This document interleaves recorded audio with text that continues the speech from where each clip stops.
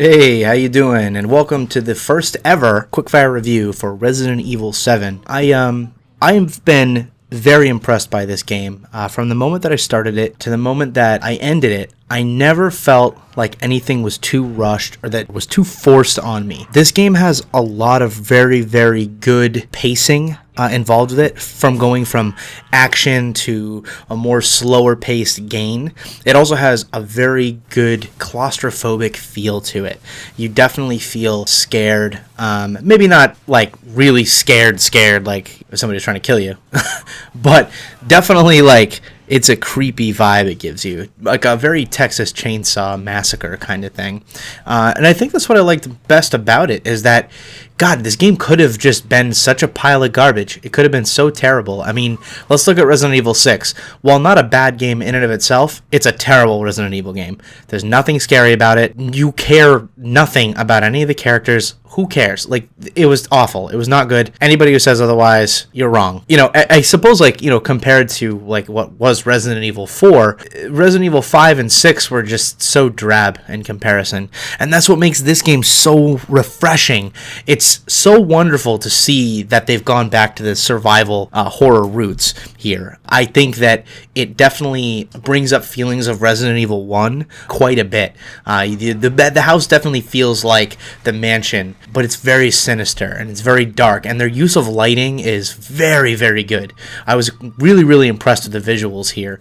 While not all the models maintain the same kind of like impression that say, you know, some of the hallways and some of the more claustrophobic scenes do, they're still very good. And once again, I want to touch on the lighting. The lighting is really, really good. And if you have an HDR TV set or an HDR compatible monitor, which I'm unsure if those are actually out at the moment, you'll be pleasantly surprised that that makes a very big difference here with the visuals. So we have a new character that they brought in, Ethan Winter, and essentially his wife has gone missing, and he got a message from her and he wants to find her. So he goes out to this place, which the moment you arrive, you're instantly like, this place is fucked up. I don't want to be here, but I need to be here anyway.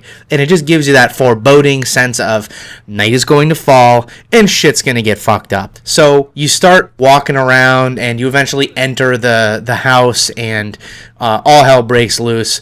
Things are not what they seem. This game is awesome.